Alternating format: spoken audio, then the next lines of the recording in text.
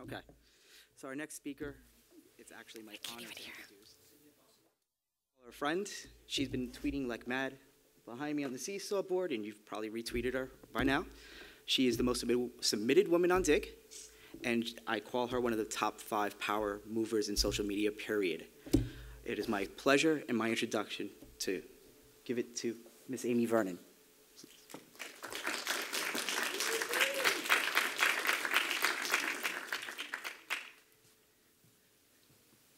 Okay, ooh, that's loud.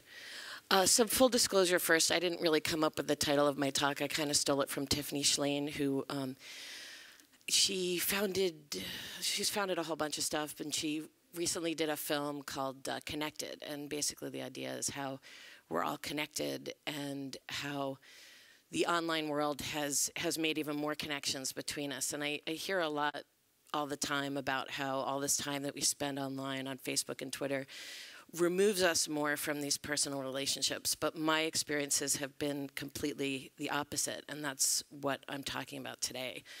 I'll take you back about 3.5 years to December 2008, when after almost 20 years in newspapers as a reporter and then an editor, I was laid off.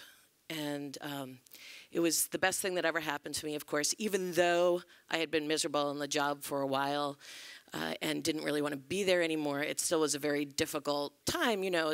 When you're laid off, it's like, you know, we don't like you anymore. You know, that's what you kind of feel like. So you have to go home, and you have to have your little pity party and then get on with your life.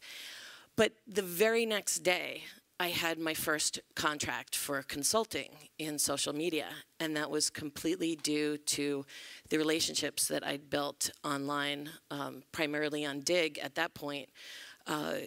People who, a couple of them, I didn't even know their real names until maybe about 1.5 years ago, so they were reaching out and leveraging their personal relationships and their reputations for me, someone who they had never met and only knew through being online.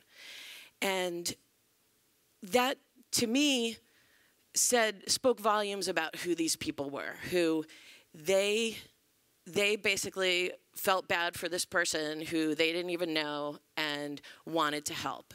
And I've had the chance in the intervening years to help other people, and in some cases, some of the same people who helped me back then, which has made me feel really good because it's, you know, sort of paying those people back.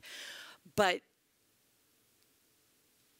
we are more connected than ever. You have the opportunity to, yeah, hole yourself up in your basement and never talk to anybody in real life and just type away.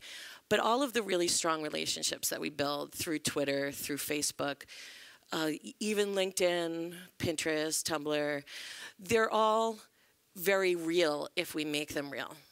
And basically, my main message, I don't have a really long talk, my main message is that we are now interdependent, and we do rely on each other.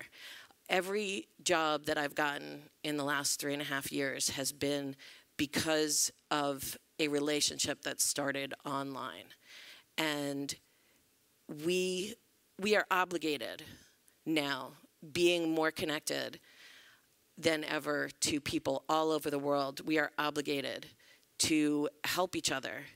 And even if that's just a, wow, that really sucks, or if you can, you know, helping someone with a job. I was very moved with what happened the other week when all of a sudden, probably about half the people in this room are familiar with the boob love hashtag that people were using, and the other half probably were wondering why that was showing up on everybody's avatars.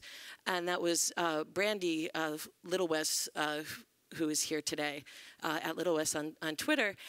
To me, that speaks volumes about the person who, both about the people who are doing that and raising the awareness, but also about the person who they're doing it for. Because you don't have a mass movement of people rising up to suddenly emotionally support someone if that person hasn't provided similar support in return. And that's what I see online, and that's what I experience online. And what I would like everybody to get out of this when they leave here today, or even just right now, is to think about those people who've helped you in some way and do something for them, whether it's just retweeting something of theirs, or whether it's buying them a coffee next time you see them, or just saying hi, dropping them a note. But just think about those people and think about how you can help them, what you can do, because what you can do, it comes back to you. And that's really all I had to say.